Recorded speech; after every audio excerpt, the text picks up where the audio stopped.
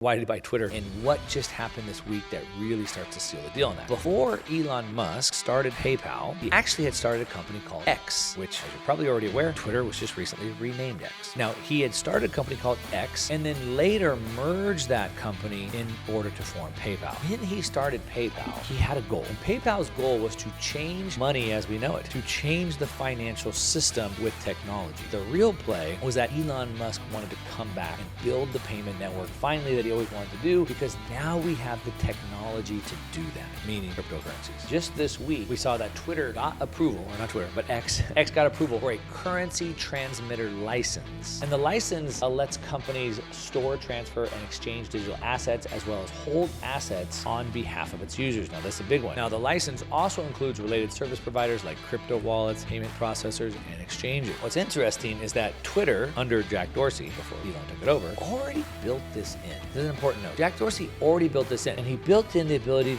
to use Bitcoin to send tips. If you were to go to my account, you can see at the top, or anybody else's account, that there's like a little dollar icon, and you can actually send them tips, and you can send Bitcoin over there. That's already there. But that's done through linking either Cash App, Stripe, PayPal, or Venmo, something like that, to plug in the gap. So we can already send money over Twitter. But what he did is something different. He wanted to get the money transmitter license so that Twitter itself could transmit the money. So why? What's the difference of that? Why would Twitter care more about you leaving your money on their platform or not? At first, you think it's just so that they could collect transaction fees, right? If you're just using third-party platforms, they don't really have anything to do with that. They have no control over that. They don't get money from that. That makes sense. But I think that's too simple of an answer. Now, we've seen in recent months, Twitter has announced their intention to compete with pretty much every other platform. Float is what insurance companies use to make a lot of money. You pay insurance companies money for your premiums, but you don't need that money back right away. You don't have to claim right away. So they hold that money until they have to pay out on claims. But it's what they do with that money in the meantime. What they do with it, well, they invest it and they make a lot of money. When you're talking about hundreds of millions of dollars or billions of dollars, even just a few days of float can make a lot of money. Starbucks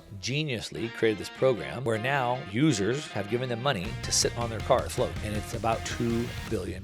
So if TikTok or Instagram or now X want to do the same thing and allow you, what X is doing as a money transmitter, is now I can put money into the X app so that then I can spend it directly out of the app for different types of things. To make money on the transaction fee, I think, is too small-minded. He wants $2 billion worth of float. Now, we also know that Musk wants to have basically an everything app where there's news, social media, messaging, pictures, videos, payments, shopping, all of that inside of the entire app. I mean, he's talked about it in China. They have an app called WeChat, and WeChat basically has everything in there, from calling your Uber to ordering your food to having your banking to making your payments to your chatting, your video. All of that is all built in. Now, if Twitter does roll this out, who are they competing against? Now, if stablecoins are competing with Visa, what happens when Twitter, with about 450 million users, has immediate access to their stablecoins, which can complete a transaction faster than fiat? The answer is people would slowly use the fiat rails less and less and less and opt into the faster network.